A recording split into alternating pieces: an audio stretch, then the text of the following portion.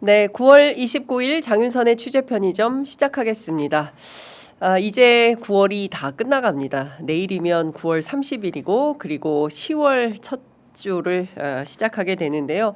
오늘 기온 보니까 지금 18도, 서울 기온 18도 기록하고 있습니다. 최저 기온 16도였고요. 낮에는 그래도 23도까지 올라간다고 하는데요. 아침 저녁으로 쌀쌀한 기운이 돌기 시작해서 여러분들 감기 조심하셔야 될 것 같습니다. 주말 사이에 여러분들 잘 아시는 것처럼 국가정보자원관리원 화재로 그야말로 대한민국의 데이터 센터가 큰 화를 입었다 이렇게 볼 수 있을 것 같은데요. 관련해서 이재명 대통령이 국민들께 사과했습니다. 관련된 영상 우선 먼저 만나보시겠습니다.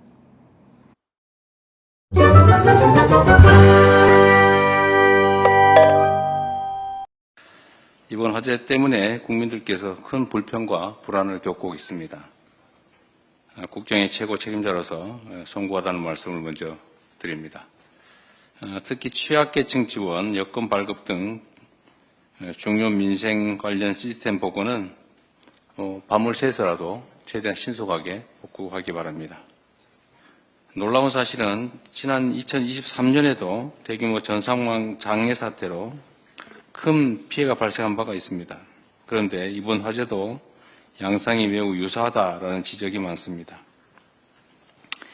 2년이 지나도록 핵심 국가 전산망 보호를 게을리해서 막심한 장애를 초래한 것은 아닌지 철저한 조사가 필요하겠습니다. 제가 이 상황을 계속 체크하면서 느낀 것 중에 하나는 이렇게 중요한 국가 기관망은 외부적 요인으로 훼손될 때 즉각적으로 대응할 수 있는 이중 운영 체계를 당연히 유지해야 되는데 아예 그 시스템 자체가 없다는 게 놀랍습니다. 3시간 안에 복구할 수 있다고 큰 소리를 쳤다는데 어떻게 3시간은커녕 지금 이틀이 다 되도록 복구가 안 되지 않습니까? 당연히 알았을 것 같아요. 왜냐하면 이 사건, 이런 유사한 사건이 민간에서 이미 이전에 있었고 또 그에 대해서 정부 차원에서 이런 대책을 하라고 지시를 했을 텐데 당연히 그러면 정부의 정보 전산망에도 그 문제가 있을 거라고 예측할 수 있기 때문에 스스로는 당연히 비용을 들여서라도 대책을 세웠어야 되는데 이 예측 가능한 일이 실제로 벌어졌고 대비책은 없었다는 것입니다. 곳곳이 아예 국가 운영체계가 문제가 있는 것 같습니다. 전 부처가 나서서 최소한 안전 보안 시설에 관한 부분은 아예 밑바닥부터 원점에서부터 혹여라도 문제가 없는지 근본적인 조사를 전 부처를 통해서 전 시설에 대해 최대한 신속하게 조사해 보시기를 바랍니다. 네, 앞서 보신 것처럼 이재명 대통령 국가정보자원관리원 화재에 대해서 국정 최고 책임자로서 송구하다고 공식 사과했습니다. 화재 이틀 만에 대통령이 직접 나서서 사과한 건데요. 야당의 요구에 응답했다 이렇게 말할 수도 있을 것 같고 사실상 이것은 디지털 정부가 하루아침에 멈춰선 것이라서 국정 최고 책임자로서 너무나 당황스럽기도 하고 있을 수 없는 일이 벌어졌기 때문에 근본부터 다시 한번 원인을 찾아보고 대책을 세워야 한다라고 밝힌 것 같습니다. 아마도 어제 비공개로 진행된 중대본 회의에서 많이 화가 나지 않으셨을까라는 예상을 해봅니다. 중요한 것은 어제 대통령이 사과와 동시에 큰 불편과 불안을 겪고 있는 국민들이 높은 시민의식을 발휘해서 차분하게 정부 대응에 힘을 모아주고 있다라면서 감사의 뜻도 전했습니다. 특히 공직자들에게는 취약계층 지원이나 여권 발급 같은 중요한 민생 시스템은 밤을 새워서라도 최대한 신속하게 복구하라고 당부를 했는데요. 오늘 아침 들어온 그 속보에 따르면 우편 서비스는 상당 부분이 복구가 됐다고 하고요. 편지, 소포, 국제 우편은 가능하다고 합니다. 실제로 당장 유학 서류 보내야 되는 학생들 굉장히 애가 타고 오늘 혹시라도 뭐 문제가 생기지 않을까 걱정을 굉장히 많이 했다고 합니다. 그야말로 월요일 아침에 서류를 못 내면 학교에 학업에 지장이 생기기 때문에 이런 것들 걱정을 했는데 아마도 차질 없이 진행이 되고 있는 것 같습니다. 너무나 다행이다라는 말씀을 좀 드리겠습니다. 대통령 지적하신 발언 가운데 제일 중요한 포인트는 이런 것 같습니다.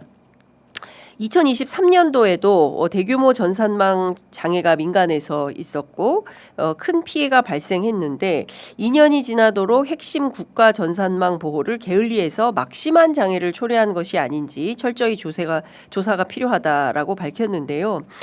가장 이렇게 중요한 국가 기관망이 훼손될 때 즉각적으로 대응할 수 있는 이중 운영 체계를 당연히 유지해야 되는데 그런 시스템이 운영하다가 문제가 생긴 게 아니라 그 시스템 자체가 없다는 게 매우 놀랍고 그리고 3시간 안에 복구할 수 있다고 큰 소리를 쳤는데 지금 3시간은커녕 이틀이 다 돼가도록 복구가 안 되고 있는 거 아니냐 이렇게 질타하고 있습니다. 실제 매우 황당한 화재의 사건이지요. 여러분들 보도를 통해서 다 확인하셨겠지만 이번 사고는 이런 화재가 발생할까봐 사전에 리튬 이온 배터리 서버를 분리하는 작업을 하다가 발생한 사건입니다. 정부 전산망에도 이런 문제가 있을 거라고 예측을 했다면 당연히 비용을 들여서라도 대책을 세웠어야 했는데 지금 상황은 예측 가능한 일이 벌어졌다는 것이고 대비책은 아예 없었다는 점이다라는 것을 꼬집었습니다. 대비책이 작동을 안 한 게 아니라 아예 대비책 자체가 없었다. 이 점이 이해가 안 된다라고 지적을 했습니다. 실제 여러 언론들이 취재한 바에 따르면 이번 화재 발화 지점은 무정전 전원안치 UPS라고 하는데요. 이 UPS에 탑재된 리튬 이온 배터리로 지목이 되고 있습니다. LG 에너지 솔루션이 2012년 또는 2013년에 생산을 해서 LG CNS를 통해서 납품을 했다는 건데요. 제조사가 정한 내구 연한은 10년이라고 합니다. 그러니까 최소한 2023년 그죠? 마지노선에서 이때 교체를 하거나 그 전에 교체를 했어야 됐는데 교체하지 않았고 무엇보다 지난 6월에 정기 점검을 했는데 이 배터리에 특별하게 이상이 발견되지 않아서 이번에 옮기다가 이런 사고가 발생을 했다는 것입니다. 다 아시는 것처럼 국가정보자원관리원이 관리하는 분야는 정부24, 국민비서, 인터넷 우체국, 금융, 택배 서비스, 119 신고, 온나라 시스템 모두 647개의 시스템입니다. 이게 한꺼번에 멈춰선 이런 상황인 건데요. 미스테리한 것이 하나 있습니다. MBC가 보도한 것인데요. 이 데이터 센터가 대전, 공주, 대구 이렇게 3군데로 분산해서 전산망이 운영 중인데 이 중에서 재해복구 전용 센터인 공주센터, 이 공주센터에서 사실상 백업을 해줘야 되는 건데 2023년 5월에 시설이 완공은 되었지만 예산 부족을 이유로 지금까지 데이터만 백업할 뿐 재해복구 기능은 구축하지 못했다. 이런 보도가 나왔습니다. 공주센터의 데이터 백업 예산은 갔는데 재해복구 구축 예산은 안 간 건지 확인이 좀 필요해 보이는데요. 관련해서 오늘 오전에 한겨레 신문하고 연합뉴스가 방금 전에 또 보도를 한 게 있습니다. 실제로 이 공주센터 국가정보자원관리원 공주센터는 폭격도 견뎌내는 지하 전산망 백업 센터를 짓기는 했다는 겁니다. 지진, 피폭, 전자기 펄스 이런 공격에도 전산자원과 시스템을 보호하기 위해서 지하에 길이 915m 터널을 만들어가지고 시설물을 지었다고 하는데요. 중요한 포인트는 데이터 백업은 되는데 셧다운을 막을 운영 시스템 백업은 구축하지 않았다라는 것입니다. 왜 그런 거냐? 2008년 이 사업에 처음 기획을 했었는데 사업이 본격화된 것은 2012년부터고 그 이후에 예산 삭감 등의 이유로 계약 유찰이 있었고 공사가 늦어지다가 2023년 5월에야 건물 공사를 모두 마쳤다라고 하는 거고요. 2024년 그러니까 작년에 251억 5천만 원의 예산이 편성되었는데 2025년도 예산 심사 직전인 2024년 8월까지 예산이 전혀 집행이 안 됐다는 겁니다. 그래서 올해 공주센터 예산은 235억 원이 감액돼 가지고 16억 1,400만 원만 편성이 됐다는 거예요. 여러분들 선뜻 이해가 되십니까? 관련해서 제가 오늘 아침 국회 예결위를 중심으로 해서 민주당 국회의원들 연락을 해보는데 아직 이게 이제 금방 나온 보도여서 그런지 상황 파악이 구체적으로는 아직까지는 안 되고 있는 것 같습니다. 관련해서 제가 오늘 추가 취재를 좀 해서 왜 이런 상황이 발생한 건지 확인을 좀 해봐야 될 것 같습니다. 다 떠나서 이렇게 엄청난 다 떠나서 지금 말씀드리자면 전체 647개의 국가 시스템이 모두 한꺼번에 스탑이 되는 이런 황당무계한 사건입니다. 재해는 생길 수 있어요. 그러면 이거를 바로 가동할 수 있는 이중구조화 장치를 반드시 가져야 되고, 이것은 지난번 카카오톡 먹통 사태 때 민간에서 이미 발생했던 거고 정부에서도 발생했던 사고고, 당연히 이것은 미연에 방지를 해서 국민 불편이 없도록 했어야 됐는데 이런 일이 왜 생긴 거냐, 이 부분에 대해서는 좀 추가 취재가 필요해 보입니다. 저도 적극적으로 추가 취재를 해서 내일 관련된 내용을 여러분들께 보도해 드리도록 하겠습니다. 자, 두 번째 준비한 소식으로 넘어가겠습니다.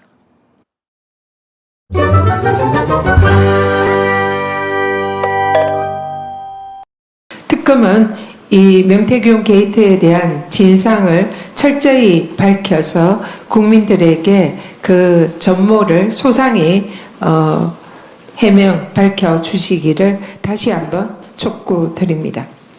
사법 내란이 일어난 지 150일이 지났습니다. 법사위 청문회가 다음 주에 예정이 되어 있는데요. 그 청문회 핵심 대상이 조희대 대법원장은 그제 불출석할 것을 국회에 통보를 했습니다. 그렇지만 이 법사위 청문회는 조희대 대법원장의 범죄나 또 조희대 대법원장을 압박하기 위해서 하는 청문회가 아닙니다. 어떻게 보면 조희대 대법원장에게 사법부의 수장으로서 사법부의 신뢰를 회복하고 국민의 사법부로 거듭날 수 있는 마지막 기회다, 이렇게 생각을 합니다. 검찰개혁에 이어서 사법개혁의 방아쇠를 당긴 것은 다름 아닌 조희대 대법원장입니다. 네, 오늘 내일이죠. 내일은 9월의 마지막 날이 됩니다. 우리 사법 역사에서 매우 중요한 날로 기록될 걸로 보이는데요. 첫 번째는 이재명 대통령이 내일 국무회의를 열고 검찰청 폐지 등을 담은 정부조직법 개정안, 그리고 방통위 폐지와 방송미디어통신위원회 설치법 등에 대하여 공포할 예정입니다. 이렇게 되면 검찰청은 78년 만에 우리 역사에서 사라지게 되는 것이죠. 정성호 법무부 장관 어제 페이스북에 글을 올려서 법치주의의 수호자, 공익의 대변자가 되어야 함에도 검찰총장 출신의 대통령의 정적 제거와 언론 탄압 등 민주주의 말살에 앞장서고 급기야 헌법 파괴를 방조한 과오, 그리고 대통령 일가의 부패에는 철저히 눈감아버린 과오에 대해서 검찰이 국민 앞에 사죄해야 한다고 주장했습니다. 지금부터 감정은 걷어내고 선악의 논리는 배제해서 다수 국민들이 범죄로부터 보호받을 수 있는 객관적이고 공정한 형사사법 체계를 만들겠다라고 강조를 했는데요. 이 엄중한 상황에 같은 날 동시에 치러지는 것이 있으니 바로 국회 법사위의 조희대 대법원장의 대선 개입 의혹 청문회입니다. 아마도 내일 오후 내내 전국을 달굴 핵심 이슈가 바로 조희대 청문회가 되지 않을까 싶은데요. 관련해서 조희대 대법원장 이미 불출석 통보했습니다. 사법부 최고수장이 법률이 정한 사유서가 아닌 의견서를 제출해서 이 또한 논란이 좀 되고 있는데요. 민주당은 이렇게 주장합니다. 사유서는 출석 의무가 있는 대상이 불출석할 경우에 제출하는 형식인데 조희대 대법원장은 마치 본인의 출석에 그 어떤 의무도 없다는 점을 피력하는 듯 의견서를 제출했다, 이렇게 비판하고 나섰습니다. 국민의 대표인 입법부에 대한 최소한의 존중마저도 저버린 오만한 태도다라고 비판을 했는데요. 더욱더 충격적인 사실은 이번에 제출한 불출석 의견서가 지난 5월 의견서와 토시 하나 다르지 않은 이른바 복붙 의견서라는 점입니다. 어떤 꿍꿍이를 감추고 있는 것이냐 굉장히 비판하고 있는데요. 더 이상 국민을 불출석 의견서에 숨어서 국민을 기만하는 행태를 즉각 중단하고 청문회에 직접 나와서 진실을 밝히라 이렇게 요구했습니다. 과연 그렇게 할까요? 그렇게 안 할 것 같긴 합니다만 사실상 조의대에 없는 조의대 청문회에서 천대엽 청문회가 될 가능성이 매우 농후하고 높은 상황이지만 그럼에도 불구하고 국민들이 그토록 알고 싶어하는 진실이 있습니다. 왜 지난 5월 1일 유죄 취지의 파기환송 결정을 했었나 하는 점이죠. 그와 관련해서는 여전히 미스테리로 남아 있습니다. 영구미제 되지 않도록 진실이 밝혀질 수 있도록 저희들도 추가 취재를 해보도록 하겠습니다. 자, 빠르게 다음 준비한 소식 넘어가겠습니다.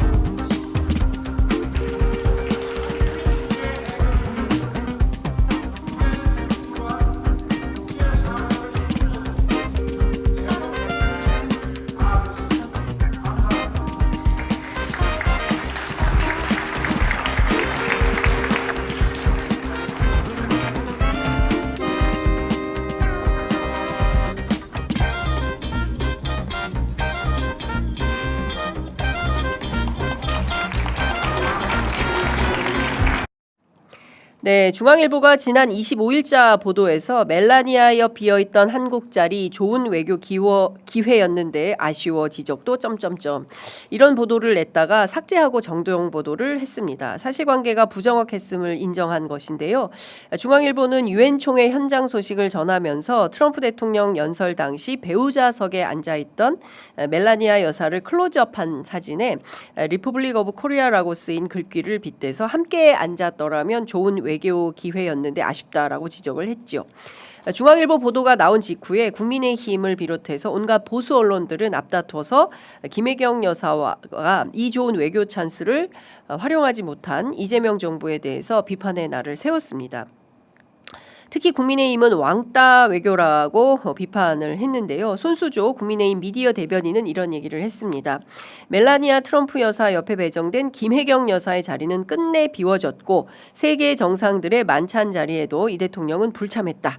이재명 정권은 대통령과 영부인 모두 외면으로 일관했고 결국은 왕따 외교였다라고 비판을 했습니다. 관련해서 제가 대통령실 직접 취재를 해봤더니요. 전혀 사실관계들이 다른 것들이 확인이 되고 있었습니다. 첫 번째 이 얘기를 합니다. 트럼프 대통령의 유엔 총회 연설 여러분 몇 번째였는지 기억하십니까? 네, 아시는 것처럼 두 번째였습니다. 이재명 대통령 연설 순서는 몇 번째였을까요? 네, 아시는 대로 7번째였습니다. 물론 US 옆에 코리아라고 종이 팻말이 이렇게 종이 스티커가 붙여 있기는 합니다만 시간차가 너무 떠서 트럼프 대통령 연설 순서 이전부터 미리 와서 대기하고 있지 않는 한 멜라니아 여사와 김혜경 여사가 같은 자리에 앉는다는 것은 있을 수 없는 일이라는 게 대통령실의 설명입니다. 시간대가 안 맞아서 도무지 마주칠래야 마주칠 수 없는 시간대라는 것이 주요 원인인데요. 이를테면 멜라니아 여사가 트럼프의 연설이 끝났는데 두 번째 연설 자기 남편 연설이 끝났는데 7번째 연설인 이재명 대통령 연설까지 들어줄까요? 아니겠죠. 그러면 반대로 김혜경 여사가 트럼프 대통령 연설할 때 옆에 와서 앉아 있어야 된다라는 주장인 건데 그게 가능한 일입니까? 사실상 국민의힘이나 보수 언론은 이런 가설을 요구하고 있는 것입니다. 네, 트럼프 연설 때 김혜경 여사가 미리 와서 여사 외교 차원에서 멜라니아 옆에 앉아 있어라. 그리고 그날 트럼프 연설 여러분들 다 기억하시죠? 자화자찬의 국제사회에서의 어떤 다자주의 외교 무대인 유엔을 향한 비난뿐이었는데 거기에 앉아서 멀뚱하게 박수치고 앉아 있어라. 이게 말이 되는 외교입니까? 그랬을 때 또 다른 비판이 있었겠죠. 김혜경 여사는 왜 저기 가서 트럼프 연설을 들으면서 멜라니 옆에 앉아 있느냐. 이해할 수 없다. 이런 보도가 나오지 않았겠습니까? 자, 관련해서 중앙일보가 이렇게 씁니다. 김 여사는 멜라니아 주최 리셉션 등의 현지 일정 등을 준비하고 참여하느라 총회 회의장에 참석할 수 없는 상황이었던 것으로 확인됐다라고 밝혔습니다. 또한 김 여사는 다른 나라 정상 배우자들과 외교 활동을 벌였고 해당 기사는 이 같은 상황을 종합적으로 담지 못했기에 바로잡는다라고 덧붙였는데요. 실제로 김 여사는 같은 날 오후 롯데 뉴욕 팰리스 호텔에서 멜라니아 여사가 유엔 총회 참석국 정상 배우자를 대상으로 주최한 리셉션에 참석한 것으로 전해집니다. 국민의힘과 보수 언론이 기대했던 장면 어떤 겁니까? 앞서 보신 영상대로 김건희 씨가 여기저기 지휘하면서 박수치고 그랬던 영상 여러분들 기억하시죠? 앞에 보신 것 그런 장면을 기대했었을까요? 좀 기가 막히다라는 말씀을 전해드리지 않을 수가 없습니다. 자, 오늘 굉장히 중요한 보도 중에 하나는 앞서 저희가 전해드린 대로 바로 그 국가정보자원관리원 관련된 이슈입니다. 관련해서 국회 행안위원장 전화로 만나볼 예정인데요. 전화 연결할 시간 잠깐만 주십시오.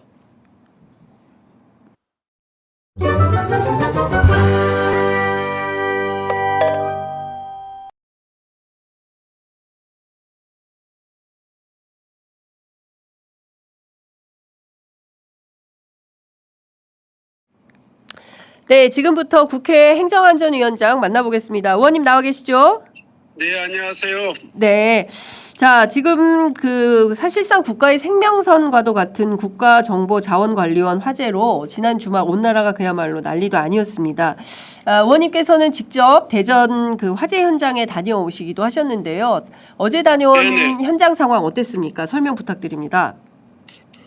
현장 상황 2, 3, 4층은 문제가 없었지만 네. 화재가 난 현장을 직접 둘러보면서 어떤 그 상황이 아주 심각한 상황이구나 이런 것들을 직감할 수 있었습니다. 네. 그러니까 그 리튬 배터리로 불리는 이 전원 장치의 화재뿐만이 아니라 그 장치와 더불어서 데이터를 보관하고 있는 서버가 한 공간에 한 방 안에 이렇게 있어가지고 전체가 소실된 그런 상황이었기 때문에 네.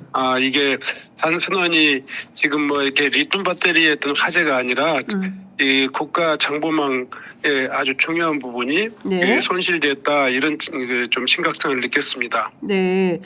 그 지금 앞서 말씀 주신 대로 리튬 이온 배터리가 결국 화재의 원인이었다 이런 보도가 나오고 있는데요. 이게 네네. 보면 LG 에너지 솔루션에서 2013년 생산해 가지고 그 LG CNS가 납품을 했는데 이게 내구 연한이 10년인데 대체로 내구 연한 되기 전에 교체를 하지 않습니까? 네. 그런데 네. 이걸 왜 이렇게 늦게까지 교체하지 않았을까요? 제가 보기에는 우선은 이제 그 국가정보자원 그 관리원의 구조적인 문제도 하나 있을 것 같고요. 네. 그러니까 이런 전원 장치하고 그 서버가 한 공간에 아주 밀집되어 있는 형태로 이렇게 배치되어 있었던 것도 문제가 있는 것 같고요. 네. 또 하나는 배터리에 대한 그 경고, 그 취약성, 그 안전성에 대한 문제들이 지속적으로 이렇게 제기됐던 그런 과정이 있었지 않습니까? 그렇습니다. 예. 이런 문제에 대해서도 충분히 점검이 됐는지 이런 것도 좀 의심이 있었고요. 네. 세 번째로는 그 카카오 그 화재 이후에 네. 우리 정부 시스템에서도 다운이 돼가지고 굉장히 국민들의 불편 사항이 있었지 않습니까? 그렇습니다. 그러니까 정보망은 기본적으로 이중화가 어떤 대단히 필수적인 과정이었는데 그 국가의 그 기간 전산망이 이렇게 이중화에 아주 취약했던 이런 상황이 어떻게 방치되어 왔는지 이런 것들이 종합적으로 좀 점검해봐야 될 내용이다 이렇게 생각합니다. 네, 지금 보면 이 데이터 센터가요. 대전, 대구, 공주 이렇게 세 군데로 이제 분산해서 관리 중에 있었는데 이 중에서 공주 데이터 센터 같은 경우에는 뭐 그야말로 뭐 지진, 피폭, 뭐 엄청난 공격에도 견딜 수 있는 폭격에도 버틸 수 있는 그런 전산망 백업 센터를 짓기는 했는데 예산이 편성되지 않아가지고 건물만 짓고 실제로 셧다운을 막을 수 있는 운영 시스템 백업 기능은 구축하지 못했다. 네, 이런 네. 얘기가 나오던데 이거는 좀 어떻게 봐야 되겠습니까?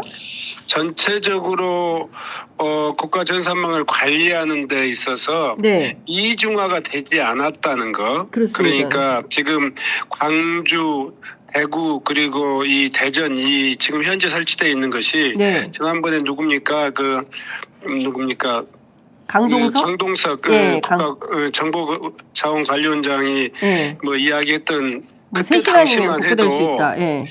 이 국가 전산망에 대한 이해가 부족했는지 아니면 불감증이었는지 모르겠지만 네. 재복구 시스템이 전혀 소위 말해서 이중화가 돼 있지 않는 상황에서 3시간 이내에 복구될 수 있다 이렇게 큰 소리 쳤던 것들이 아마 그동안 정부의 네. 그런 어떤 이 불감증이 상징적으로 보여주는 상황이 아니었겠는가 생각합니다. 예. 왜냐하면 그 데이터만 백업이 된다고 해가지고 네. 이게 바로 복구되는 건 아니지 않습니까? 그러니까 전환 대응 시스템이 함께 이중화가 되어가지고 네. 손실이 입었을 때 전체적으로 바로 대체될 수 있는 그런 어떤 전환 시스템이 아니었다 이런 것이 가장 큰 문제인 것 같습니다. 네. 그러니까 이게 뭐 오늘 내일 갑자기 발생한 것이 아니라 지금부터 나오는 그 보도 내용을 종합을 해보면 굉장히 오랫동안 이게 예비는 되었는데 예산이 지원되지 않아서 재해복구 시스템을 제대로 갖추지 못했다라는 문제가 지적이 좀 되고 있고요. 말씀 주신 대로 강동석 전 국가정보자원관리원장은 22년에 그거 3시간이면 다 복구할 수 있는 시스템이 구축되어 있다. 뭐 이렇게 네네. 얘기를 한 것이 지금 상당히 큰 논란이 좀 되고 있고요. 지금은 이재용 원장인데 이 이재용 원장이 보니까 23년 5월부터 원장을 맡았는데 윤석열 네네. 정권에서 뽑힌 분인 것 같아요. 네네네. 그렇군요. 현장에서 이분도 만나셨습니까? 현장에서 이분을 만나서 지금 사고의 경위라든가 원인에 대해서 좀 간단한 그 질문 답변이 있었는데요. 네네. 제가 보기에는 정보통신에 대한 그 전문가일지는 모르지만 이 시스템에 대한 이해가 굉장히 좀 낮았습니다. 특히 화재 원인에 대해서는 전혀 좀 파악하지 못하고 있었고 예. 저희들이 이 전원 장치와 또 이 서버의 어떤 여러 가지 관계라든가 안전 매뉴얼이라든가 이런 네. 것들을 물었을 때 네. 본인이 즉답하지 못하고 있고 기술자 실무자들에게 계속 묻는 걸 보니까 예. 이 시스템에 대해서 충분히 그 위험성을 인지하고 있지 못하지 않았느냐 이런 생각이 들었습니다. 그러니까 지금 현직 원장조차도 이런 상황이 벌어질 거라고 전혀 알지 못하고 전문성도 없더라. 직접 만나서 네. 물어보니까 즉답도 네. 못하더라. 그러니까 그 데이터망, 그래 전산망에 대한 전문가인지는 모르겠지만 네네. 전원 장치와 이 소위 말해서 이 서버 간의 이 설치 기준이랄까, 네. 또 관리 기준이랄까 이런 것들을 전혀 파악하지 못하고 있는 상태에서 예. 상당히 뜻밖이었습니다. 그렇군요. 아이고 지금 의원님께 여쭤볼 게 너무 많은데 시간이 다 되어가지고. 네네네. 끝으로 하나만 여쭤보고 조만간 저희가 스튜디오에 모셔서 말씀을 좀 들어야 될 것 같습니다. 지금 네네네. 야당이 이 사태의 책임을 물어서 윤호중 행안부 장관 경질하라고 요구를 하고 있는데요. 의원님 어떻게 생각하십니까? 전혀 가당치 않은 이야기죠. 지금 뭐 현장에서 이 이동 과정에서 안전기술 관리 기준이 제대로 지켜지지 않았을 수도 있습니다만은 네. 지금 100일밖에 안 된 이 정부에게 그동안 한 10여 년 동안 방치되었던 시스템의 문제를 책임지라 그러면은 이건 과도한 것이 아니겠습니까? 네. 그래서 이 문제는 그 책임 공방을 떠나가지고 근본적인 원인이 뭐였는지 함께 머리를 맞대고 이야기해야 될 때지 지금 정쟁으로 이것을 서로 책임 미루기 공방을 할 일은 아니다 이렇게 생각합니다. 네. 아유, 의원님 진짜 알토란 같은 말씀 잘 들었습니다. 지금 정쟁할 때가 아니라 국가의 재난이나 위기가 발생했을 때는 여야 없이 서로 협력해서 어떻게 하면 빠르고 정확하게 잘 해결할 수 있는 해법이 있나를 찾아야지 이재명 정권 탓하면서 행안부 장관 그러면 지금 당장 경질하면 이 문제가 해결이 됩니까? 그런 네, 답답함이 좀 듭니다. 자, 오늘 말씀 여기까지 듣도록 하고요. 조만간 스튜디오에 모셔서 상세한 말씀 여쭤보도록 하겠습니다. 말씀 네, 잘 네, 들었습니다. 고맙습니다. 고맙습니다. 네, 감사합니다. 네, 지금까지 국회 행안위원장 맡고 있는 더불어민주당 신정은 의원님과 함께했습니다.